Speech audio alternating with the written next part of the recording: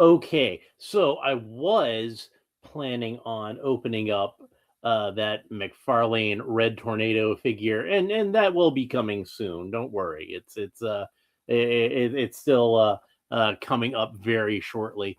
But I decided to run by Walmart on my way home from work, and I saw that they had up the new Masters of the Universe figures. Two of the new ones anyway. This one and the Chronicles, Masters of the Universe Chronicles Scare Glow. So I picked both of them up. So yeah, this is the first ones. So this is a first for this channel. It's first ones. Skeletor, Evil Lord of Destruction, and we can see the packaging has like kind of like some gold decor to it.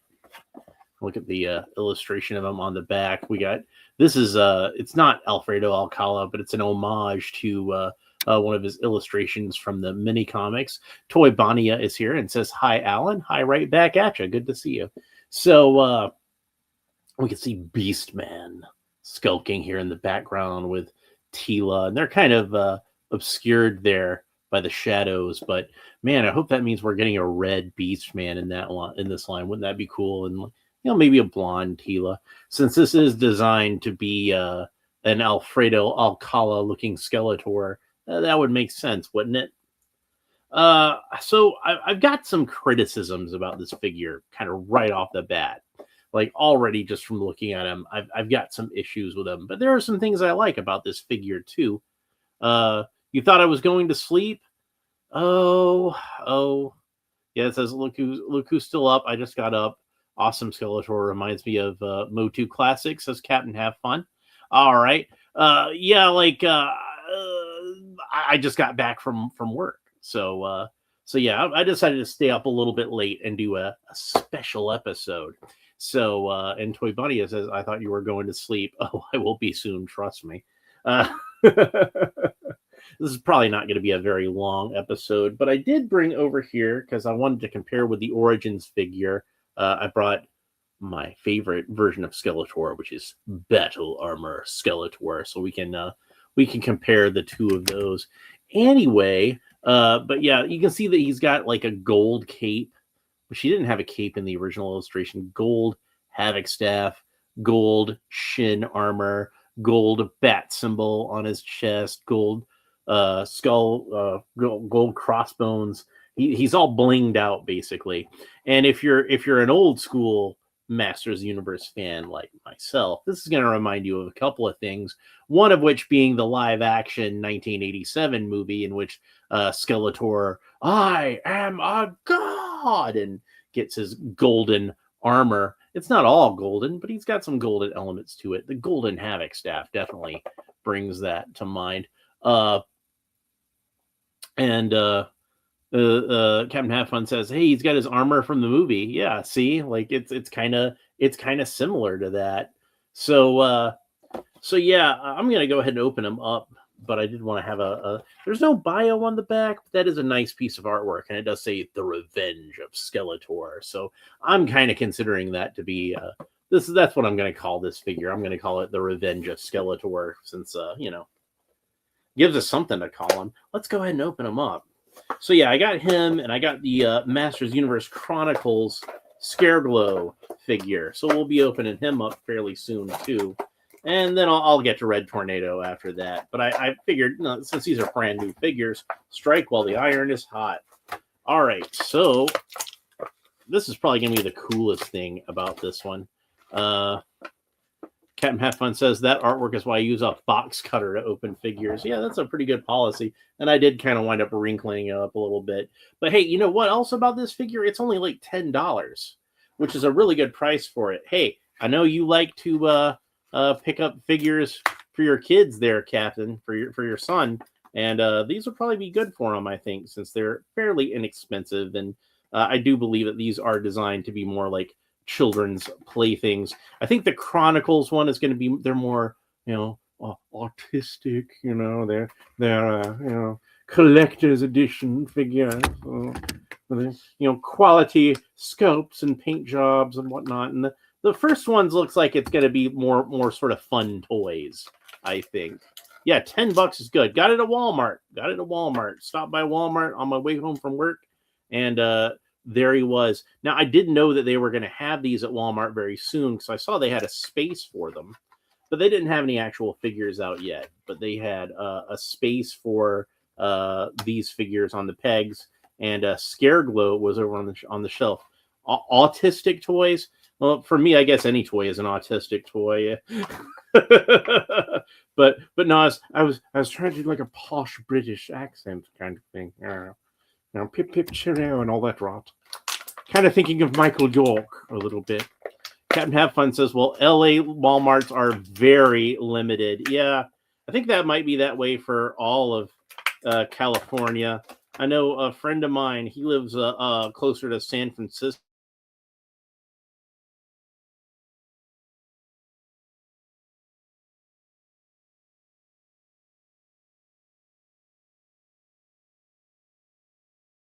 Yeah, I'm all frozen up on the phone, and it looks like I'm back on the. Ooh, his head came off.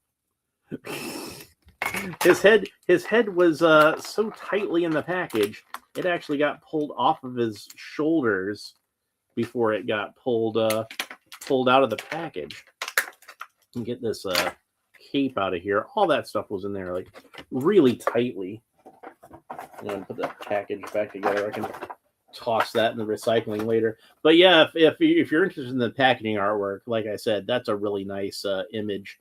Alfredo Alcala is my favorite artist of He-Man and the Masters of the Universe. I love the old mini comics, so I thought this was a really nice homage to those early mini comics. It's not Alcala himself; it's a different artist doing an homage, but it looks really nice.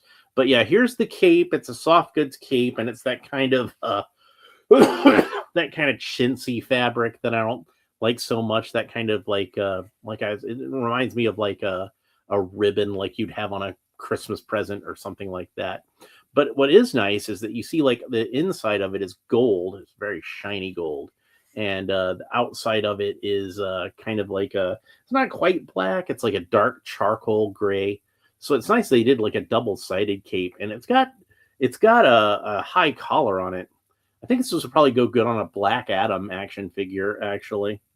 But I'm going to leave the cape off of him for now because I want to talk about the articulation before I do anything. Well, let's talk about his armor before we do anything else. So he's got armor that you can see. It's got little pegs on the side, and that should come off. And then we can get a better look at what the figure looks like underneath. And I kind of wonder if this is just going to be like the basic body of first ones. So from what I understand, these do not. Yeah, they don't come apart like Origins did. And he's got a buckle that holds the skirt on the back. But look at that! It's actually got the kind of gladiator kilt thing going on both the front and the back. So that's nice. Usually Skeletor just has like with this one, just has the kind of gladiator kilt thing in the front, and then in the back you just got the belt. But here they gave us it on both sides, so that's cool. Let's see if I can actually get this thing off of here, because like these tabs are like, I don't know if that'll come across on the camera, but these tabs are like really, really tall for like this sort of thing. I can slide it under there. Oh, it's being stubborn. So Lone Dragon's here. Captain Have Fun's here. Jose Membrane is here. Toy Bonnie is. We got a full house this early in the morning, and it's even earlier out on the West Coast. So Jose Membrane says, "Hugh, okay." Captain Have Fun says, "Love your shirt, by the way. If you ever come out, I'll take you to Marty's house. It's still owned by the same family, and they keep it looking just like in the movie." Wow, how about that? I think I did see the pic of you with the DeLorean. I think I did. And then Captain Have Fun says, I think only the OG Skeletor had that backside along with the battle damage Skeletor. Yeah, like like I said, for the most part, they don't have like even the 2000X. Well, not the actual 2000X, but the Origins version of 2000X. Even that. And the thing is, for me, like I think with the cartoon collection version, they did this with the Filmation cartoon collection version. They actually got rid of the buckle And because since Origins can come apart in the middle, you don't really need a buckle to put the belt on. You just slip it in between when you take it apart. But even that one, I don't think that they put the back of the gladiator kilt on. Yeah, I got them right here, so we can see. And that was a disappointing thing to me. But yeah, you can see even this one, and this is one that definitely should have, like I said, because there's not even a buckle back there to get in the way. So they very easily could have molded it on there. Captain Have Fun says, dude, we are going to have so much fun in Japan. I bet I would. We gotta talk more about that. We gotta talk more about that in the near future. We'll figure something out. I'm gonna have to look into the logistics of everything. So looking at his trunks, check that out. Now that I got the belt off, got some very familiar looking furry trunks and a very familiar looking belt. That is definitely He-Man trunks. But look at that. It's got like a little bit of fur sticking out the top of the belt, almost like Mark Taylor's early design of He-Man, where Jose Membre says, I'm still waiting for Captain Have Fun to come out with a tangent video with Alan Belk again. Yeah, you and me both. We need to get that together at some point in the near future. That would be a fun thing to do again. Especially because that's what I was saving that Superboy figure for. But I think he already opened up his Superboy figure, but that's okay. We can still talk about it. It'll be fun. So this peg is one solid piece with the neck. It's not like our Origins head where the peg is like a separate piece. So that gives you a little bit of extra wiggle room. This figure does not have that. Oh, I should do this while I've got both the heads off. Let's see if we can fit the first one's head onto the Origins body. And indeed we can, but he does look kind of pin-headed on there right now, doesn't he? Yeah, like that might work for some versions of Skeletor though. But yeah, this is a little bit too. It fits. The peg is the same size, but the head itself is a little bit too small for that, I think. Likewise, I bet if we put this, yeah, that.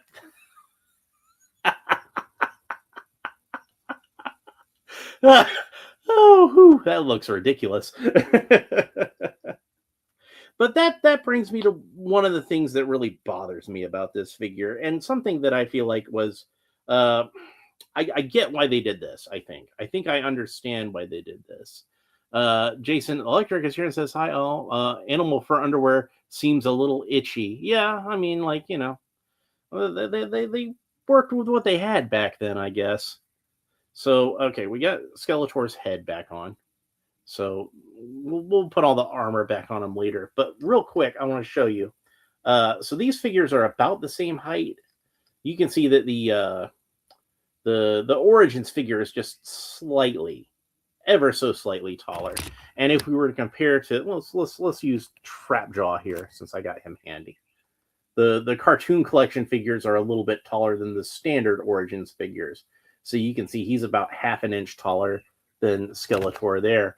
And I probably should just use Skeletor since Skeletor doesn't seem too much taller. Maybe Trapjaw is a little taller than Skeletor. Well, his legs are a little more bowed. That's probably why. If we stand him up straight, yeah, then he's about half an inch taller. So, and the head sculpt is nice. I really like the head sculpt. It does very much evoke that Alfredo Alcala style that I was talking about. But yeah, like Captain Have Fun says, okay, we'll do the Superboy thing, and I'm working on a Japan trip for Alan and I. I've been asked to do an appearance in costume at Japanese toy stores. They have tons. Yeah. So they do love their toys in Japan. So like that's something that I feel like I have a little bit of a kinship with the Japanese people there, and I do love Godzilla. We know that I'm a big fan of God. There's a lot of cool stuff about Japan, but I'm not gonna lie. I'm like Godzilla is like probably my favorite thing that came out of that wonderful island. If well maybe that and fried rice. I don't know. Like be a lot of good food there. I guarantee you that. But yeah, like I kind of hope that they do a Skeletor this same mold, but like kind of in more traditional colors. I think would be really cool. I think the color scheme as it is cool, but this seems to me like something that's a little more like a special edition. Like I think that this is I think that this is a Walmart exclusive, but I'm not 100% sure about that. But what I was going to say, I keep getting sidetracked, is that even though they're about the same height as Origins, you notice that there's a lot less bulk to these. And the thing that He-Man figures are supposed to be, the thing that was the initial pitch, the thing that when Roger Sweet came up with the idea of the action figure He-Man, bong. Uh, he had that name, and he had the idea that he was a big hulking action figure, like not like the little puny Star Wars figures or anything like that, but like uh Captain Have Fun says, "Oh, I love wearing this my torture suit. Oh, I mean my yellow cape, trunks, boots. My skin is blue." Well, his skin is blue. But yeah, like you know, this is more like what I was interested in playing with as a kid than this. And as far as He-Man figures go, I kind of feel like they should be this as big and hulking as they can. And this guy, honestly, next to the Origins and the vintage. Since I've got Thunder Punch He-Man over here, so we can look at him next to an actual vintage He-Man figure. Hang on, he's stuck under this extension cord. Oh. I don't want to pull a bunch of other stuff off my shelf. But since we got Thunder Punch He-Man over here, we might as well see him next to an actual vintage Masters of the Universe. And again, about the same height, but look how much thicker this guy is as far as like the musculature goes. And that was the appeal of He-Man. He was supposed to be a big, muscular action figure. And honestly, Thunder Punch He-Man is more muscular than the regular He-Man. He's got bigger arms, bigger hands, bigger feet. I'll leave it up to your imagination what else might be bigger. We can leave that unsaid, right? We can be mature adults, right? But but yeah, like I kind of feel like it's a mistake to go with a smaller frame on these guys. This is just my own personal opinion. Is when I saw this guy, the first thing I thought of was New Adventures of He-Man, and that's not a direction we really want to go in, is it? No, I don't think so. But he seems more proportioned to the earlier New Adventures of He-Man figures, and I didn't really care for those because I thought they looked a little puny compared to the older Masters of the Universe figures, and that's again just my opinion. All I can say is my opinion, but I think that giving up the bulk was a little bit of a mistake. Now, that having been said, I think the reason why they did that is because, of course, these are lines that they want to have new lines on the shelf when the new movie hits. And of course, with it being a live action movie, like maybe they want it to be like a little bit less stylized in terms of the proportions. Like if you think about like a lot of the people be criticizing the movie because they don't think the actor playing He-Man is big enough, and I get why people would complain about that, but like there's no way a dude in real life could be this big. So like no matter how big he is, he's still gonna be too small. That's just how it's gonna be. So we have the power. Yes, indeed, Jose Membrane. We sure do. So yeah, but as far as the action figures go, I think what would have been a better call, and what I would have done, is I would have continued with the Origins sort of form factor. They still would have been proportioned kind of like this, even for the movie figure, for the kids movie figures.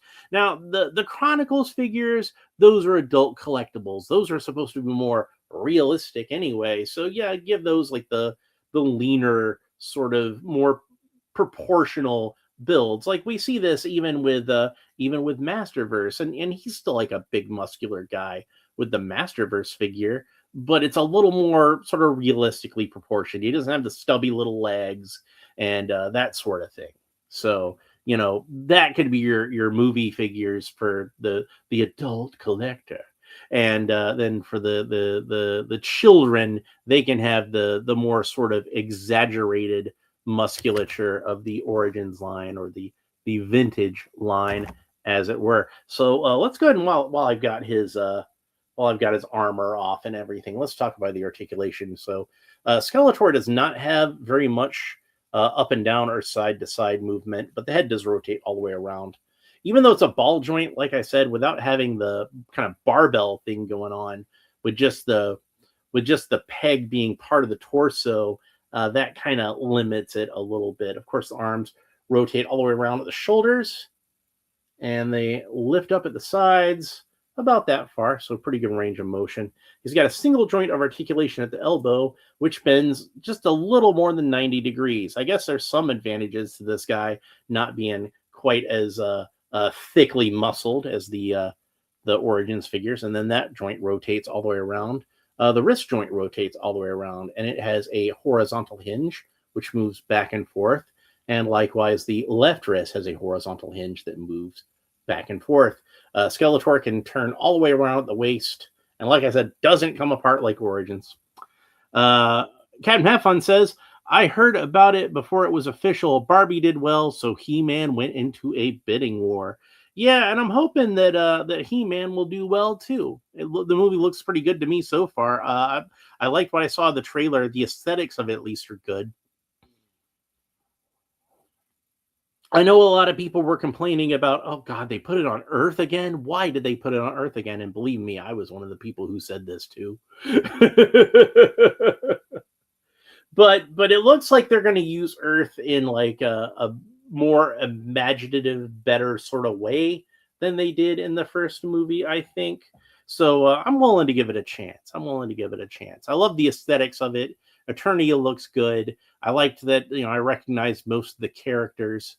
Like I saw Fisto and I'm like, ooh, there's Fisto. And I saw, Spikor and I'm like, ooh, there's Spikor. And those are some kind of deep cut characters, I mean, like Fisto is kind of like one of the I guess you'd say he's like either the first guy in the second string or the last guy in the first string. But again, he's not like as essential a character as, say, Man-at-Arms or something. But it was really cool to see Fisto and Spikor and characters like that. And they had Roton in there and the Talon Fighter. And Jose Membrane is complimenting me on my shirt. Well, thank you very much, sir. And says, we need Orko. Yeah, I'm surprised they didn't have Orko in the first trailer. And I will be absolutely shocked if Orko is not a character in this movie. Because that was another thing that the three main complaints that I remember about the original Masters of the Universe movie is they spend too much time on Earth. Where's Battle Cat?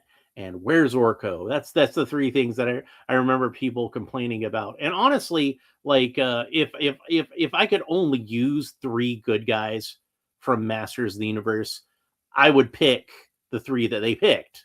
He-Man, Man-at-Arms, Teela. Those are like, and technically I guess I had four because they had the Sorceress, but she was being held prisoner for most of the movie, so she wasn't really like that big of a part in it. But the Sorceress was there. And if I had to go beyond the four that they had there, then absolutely my next picks would be Battle Cat and Orko in that order. And of course, we did see Battle Cat is in the movie and looks awesome. Oh man, Battle Cat looks so cool. Battle Cat looked so cool. He didn't even have his armor, and I'm like, that's Battle Cat. Like not that's Cringer. No, that was Battle Cat, my friends. So let's see. Where did I leave off with the articulation on this guy? Okay, so Skeletor can kick up about that far. And again, that's another advantage to him not being quite as bulky as, like, I always point out that the Origins figures can't kick up very far because they got those thick thighs, but this guy can kick up almost 90 degrees, but not quite. And he can do the splits no problem. By the way, Rest in peace, Chuck Norris. I feel like I should acknowledge that real quick because yeah, that guy was a legend, especially for people my age, growing up in the '80s. Some of the first action figures ever based on R-rated movies. Like I think the first one was probably Alien, but they did action figures based on Rambo, and they did action figures based on Commando. So Arnold Schwarzenegger got action figures as Conan, and he got action figures as Commando, and eventually when they did Terminator 2, we got a Terminator 2 figure. But the Commando ones were the first ones I remember seeing that were, Conan was a big enough character on his own. You didn't really need Arnold Schwarzenegger to make Conan figures. You could have just made them based on the comics or the novels or something. But Commando was definitely an Arnold figure. But you notice that Rambo, they made figures of Sly for Rocky too, but those were PG movies, so that's a little more understandable. But Jason's Electric says, I have a version of Skeletor hanging in every room of my house, including the bathroom. Well, then you have some very fine home decor, and you are obviously an individual of excellent style and taste, I must say. but yeah, so when they were making action figures of Arnold and Sly, they were making action figures of Arnold and Sly as the characters they were playing. You had an action figure of Arnold as the Terminator or Sly as Rambo. But Chuck Norris, when they made the Chuck Norris action figures, they just made Chuck Norris action figures. It wasn't a Lone Wolf McQuaid action figure. It wasn't a figure of like Braddock from Missing in Action. It wasn't a figure of like any of those characters. It was just Chuck Norris. The line was just called Chuck Norris Karate Commandos. Like Chuck Norris himself was actually running around having all these adventures, and hey, maybe he did for all I know. But yeah, rest in peace, Chuck Norris. Yeah. Captain Have Fun's Last Action Hero is a good Arnold figure. I have some. The one I really want to get from Last Action Hero is the figure of Arnold as Hamlet, because I'm a big fan of Hamlet. I think that Bill Shakespeare dude, he's a pretty good writer. He could write some stuff, and but that's Hamlet's kind of like one of those classic characters that I'm always kind of fascinated with anyway. So to have an action figure of Arnold Schwarzenegger as Hamlet, that's something that I'd like to have that one of these. And the fact that like his action feature is he has Yorick's skull that shoots out of his hand.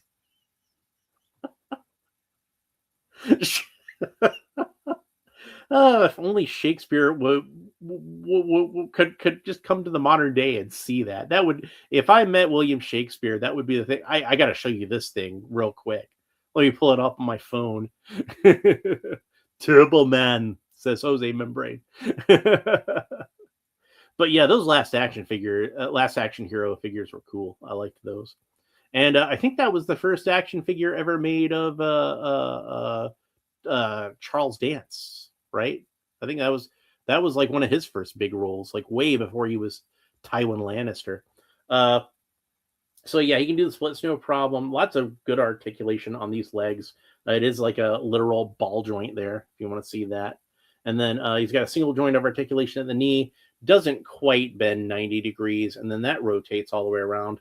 And I thought that this was going to be a boot cut here, but it's not a boot cut. It's just like there is a separate piece of plastic there. That gold is a gold plastic, and the blue at the upper part of his calf, like that's blue plastic. That's not painted. So they could have easily made that like a boot cut, but they chose not to for whatever reason. And that's kind of disappointing. So he has no ankle articulation whatsoever. So that's too bad. Honestly, like to me, ankle articulation has never really been a deal breaker. So I'm not that concerned about it. But it is worth pointing out he has absolutely no ankle articulation. So, and here's something else that I thought was funny. His toenails, see the claws at the bottom of his feet, those are painted in black. but they did not paint his fingernails. Those are still just blank. I don't know why they decided to paint one and not the other. You'd think they would they would leave that unpainted, but Jose Memory says Booster was the hated figure. I liked Booster. Well, we can't have them all, I guess. So like I think everybody has their own sort of figure that like everybody seems to hate, but you kind of like it, like for whatever reason. So I know here recently with the new Eternia Tila, there were a lot of people talking about how that one had just like an awful head sculpt, and I'm like, I don't think the head sculpt's bad at all. I think the eyes are painted a little wonky, and I'm probably gonna fix those eventually. So, but yeah, like the head sculpt itself is not bad. So let's now that I've talked about all of that, let's go ahead and put his armor back on. First, we'll do the belt. And like I said, it was really difficult for me to get that belt off just because these little tabs that fit through there, they fit through there pretty highly. But I kind of was hoping that, and it seems like that is the case. It seems like it's something that's a little more easier to get on than to get off. So there we got this. Yeah, I learned recently that this type of the skirt with the leather straps is often called a gladiator kilt. So now I have something to call it other than a skirt made out of leather straps. Because Captain Have Fun says, I'm having pics of Arnold, Franco, Columbo, and I developed this week. Franco was stronger than Arnold, and Arnold even admits it. Franco was my doctor for a while. Well, that's cool. That's very cool. So there we got that back on him. And even though this is mostly not the same as an Origins figure, it does have this in common where you got to take the head off to put the armor on. And like I said, it is neat that like even though this isn't really, I don't think, intended to be interchangeable with Origins at all, is that the heads do fit on Origins. But like I said, that head's going to be a little bit, to me, it looks a little bit too small. It might work for you. I don't know, for anybody out there at home watching it. But that's what he looks like with all his armor on without the cape. And I do think that this head sits a little too low on the neck. But on the other hand, it does kind of eliminate something that's usually a problem with most Skeletor figures, is not so much on this one, because I replaced his head with the Four Horsemen type Filmation head, the Club Grayskull head. And not so much with this one, because of course he's the battle armor. That's part of the reason I like battle armor Skeletor so much, is you don't have that fleshy part at the neck. And his hood is like a little bit longer too. But yeah. And then the cape itself, you got to kind of have the cape, you got to kind of take the head off to put the cape back on too.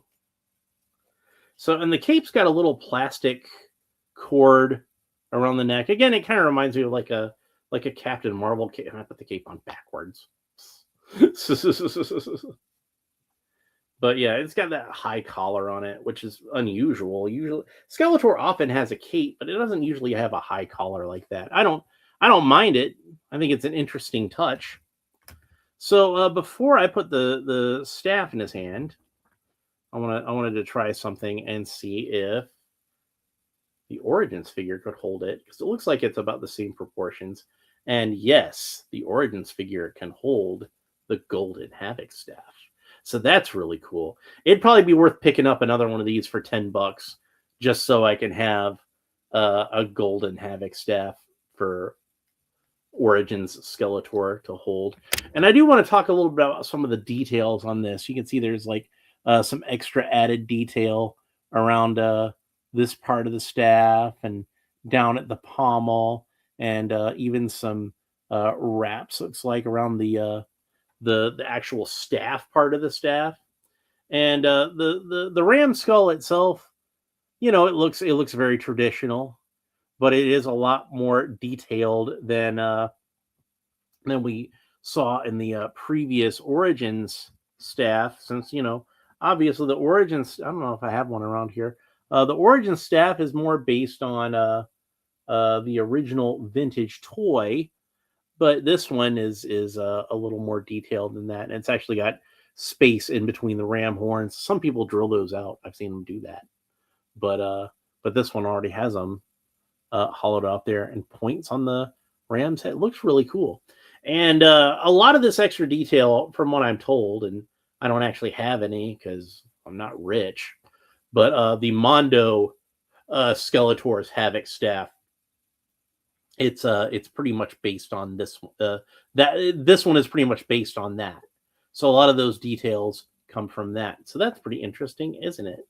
So I did want to have the Origins figure hold it before I put it in this guy's hand, because look how tightly these fingers are clutching. So once I get that in there, he's going to hold it for a while. Captain Halfon says, Alan does such better reviews than I. He sees everything. I miss stuff because I'm a dope. If Alan agrees to go to Japan with me, he's the brains, I'm the brawn, besides linguistics. Well, I definitely don't know how to speak Japanese. I do like to think I'm a cunning linguist, but I don't speak any other languages. This is not a show for kids. All right, so I did manage to get the hand to hold the staff fairly easily. The fingers are just pliable enough that I was able to get them wrapped around the staff. So there we go. There he is, all armed up. He did not come with a sword, which is disappointing to me because, again, this is based on Alfredo Alcala's version of Skeletor. And the original piece of artwork that I was talking about from the mini comic, guess what? He's not holding the Havoc staff in that. He's holding the Sword of Power. But I'm going to assume that since the Origins Skeletor can hold this staff just fine, that he can hold an Origins Power Sword just fine. So, and if you're like me, you've probably got like tons of different Origins Power Swords of various types. So, thanks for the kind words, by the way. I don't think I said that. I think I got too busy making my dirty joke. But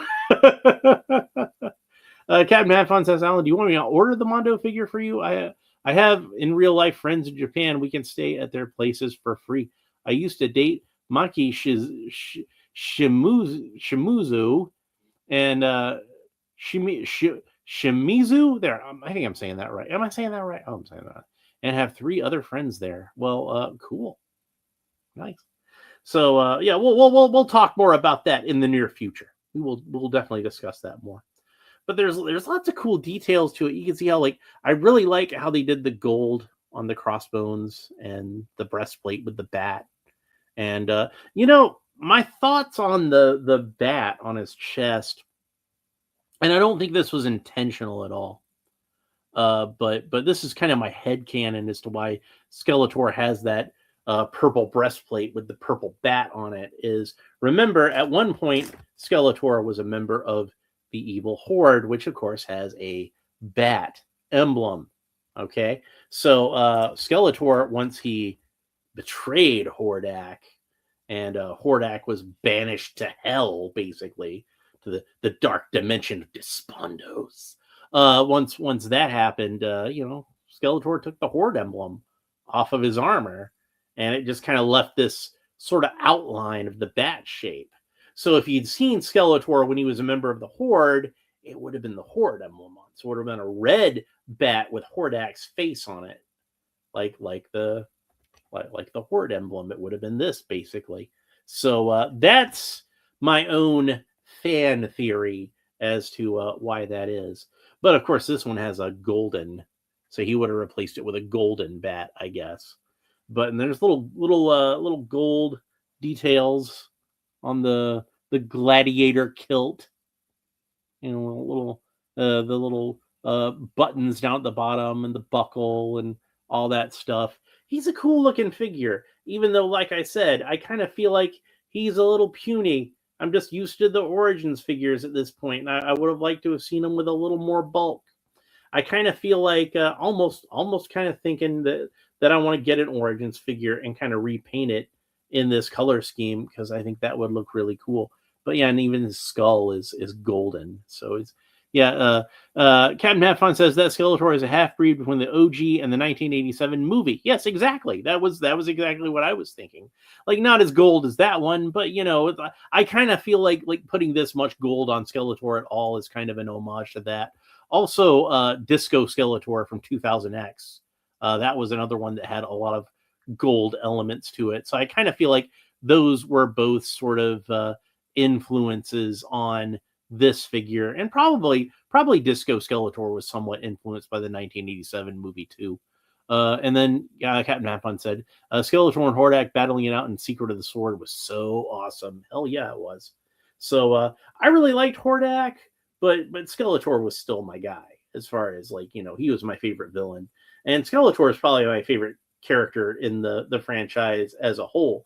It's not to say that I don't like He-Man as a character. I think He-Man is a great heroic character, and he's that sort of lawful good character like Superman or Captain America. He's very much that kind of character, and that's kind of what I like about him. But Skeletor always had a fascination for me, and I have my own sort of backstory and stuff that I came up with for Skeletor, and mostly it's based on a lot of the stuff we already knew, like Keldor and the demon being bound to his soul and all this kind of stuff, and a lot of that kind of cool stuff. But yeah, kind of one of my ideas for Skeletor, at least in my version, is that he kind of starts out as a guy with good intentions, and he kind of becomes fascinated with this whole sword of power that's been missing for God knows how long at this point, and split into two pieces, and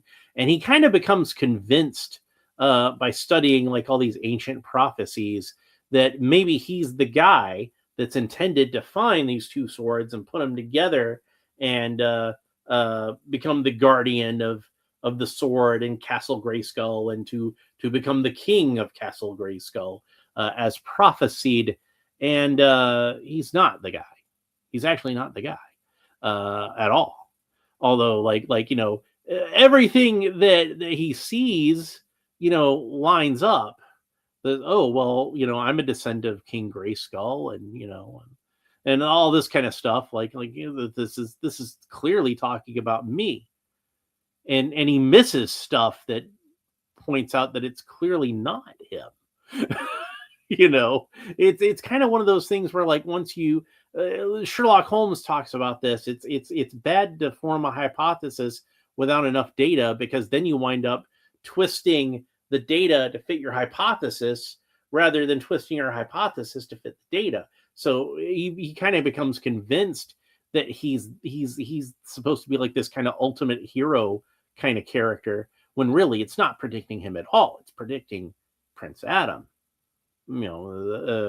But he's convinced that he's the prince that this prophecy is about. He's not at all. And he kind of becomes obsessed with tracking down these pieces of the sword and putting them together and opening up Castle Grayskull and learning its secrets, because at first it's because he genuinely thinks he's the guy and he wants to do it to protect the universe and be the good guy.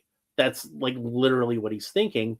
But over time, he kind of becomes twisted in his ambitions and his pursuit of the knowledge and the power and everything like that. And it becomes less about him becoming like this great champion that he thinks he's supposed to be, and more the pursuit of power for power's sake.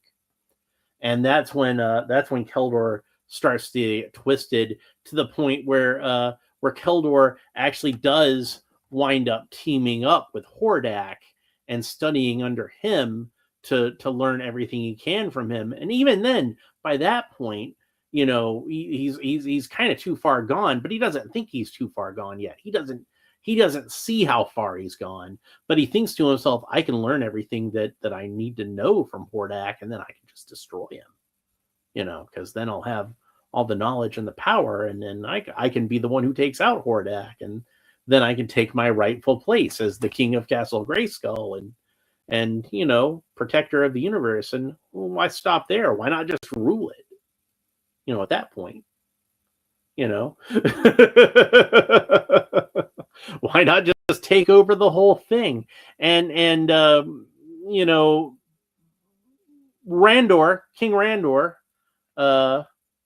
Skeletor's younger brother, Keldor's younger brother, this guy right here, he's he loves his brother, he idolizes his brother, he worships his brother. His brother is his role model, and he can't believe that Keldor could possibly become such a corrupt figure until finally he sees that it's just gone too far, and him and Randor fight, and he throws the vial of acid at Randor, and Randor manages to deflect it back at him, gets on his face.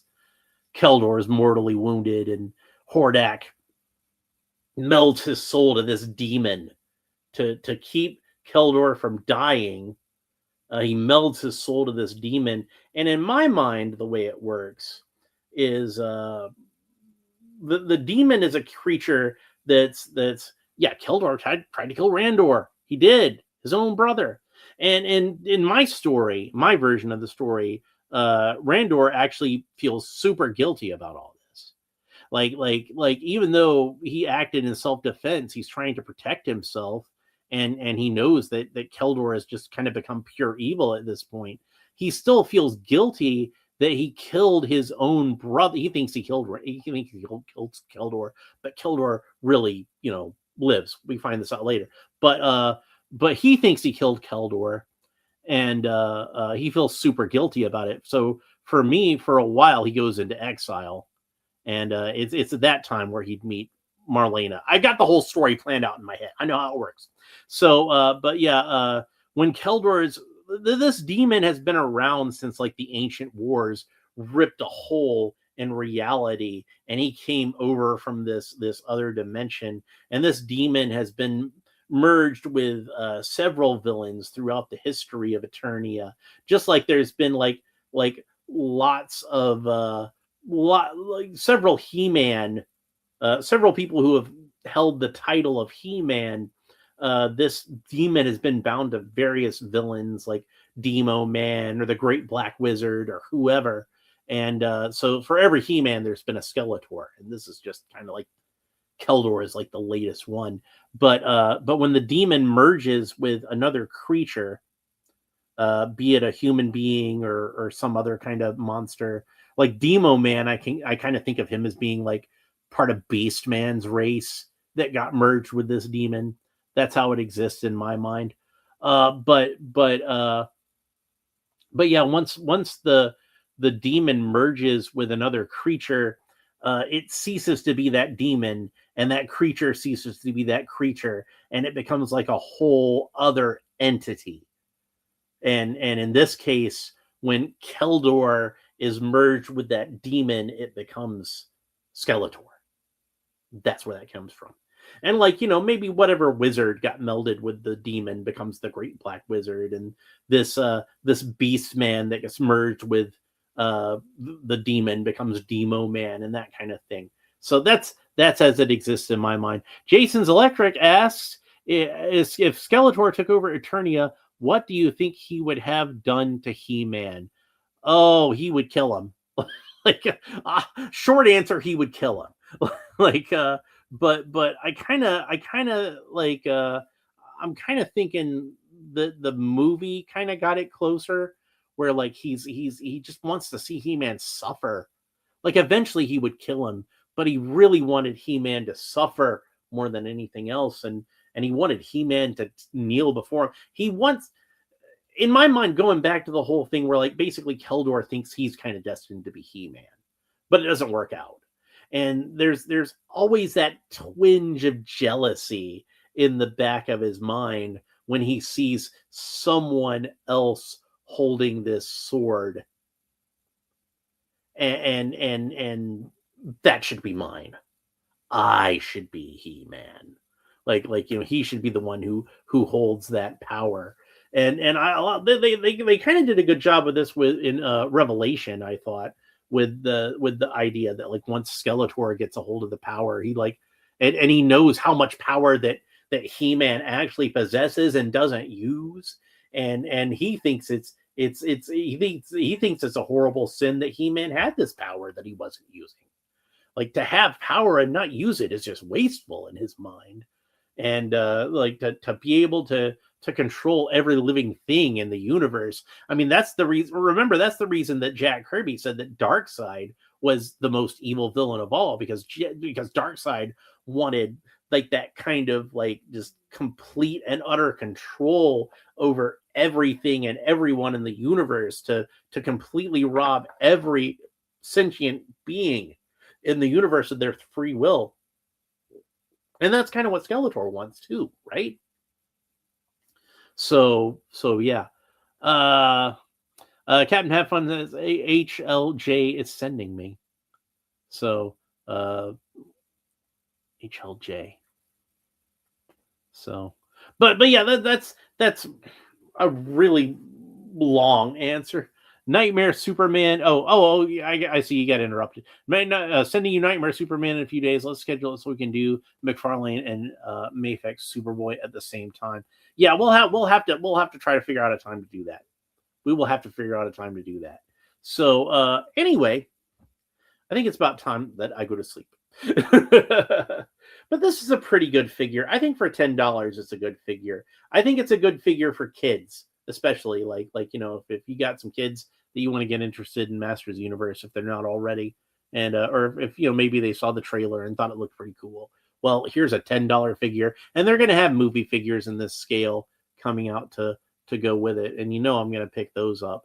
But yeah, it's a pretty good figure. Like I said, I do wish it had a little more of the bulk that the Origins figures had, and maybe they'll do that later on. Who knows? Like I was talking about how this reminded me a lot in terms of the proportions and everything of New Adventures of He-Man, and of course they did course correct with New Adventures of He-Man eventually, and they started to do them with a little more bulk, and then like if you see like Thunder Punch He-Man, that one is pretty much the same proportions as an old Masters of the Universe He-Man. So they were getting back to it, and maybe we'll see that with this line too. Who knows?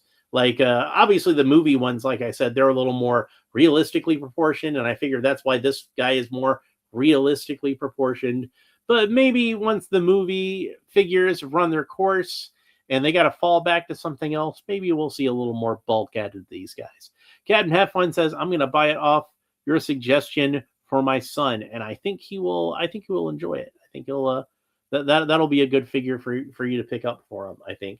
And like I said, it's a cheap figure. It's only like $10. So if you can't find it at your Walmart store, I don't know if they have it up on the website right now, but they might. It might be something worth checking out. If they don't have it right now, they might have them later. But yeah, like I think a sword would have been a nice touch for this guy, but he doesn't have a sword, unfortunately. But anyway, that's it for this episode. Hope you enjoyed it. If you did, please make sure that you like and subscribe and all the fun YouTube stuff down below. Leave a comment. Let me know what you think about this particular version of Skeletor and just the character in general. Jason's Electric says, thanks, Alan. I always enjoy your show. Well, thanks for the kind words. I appreciate that. And I appreciate all of you for stopping by. Thank you so much. It was nice to see everyone. I'm really tired. I'm going to go to sleep.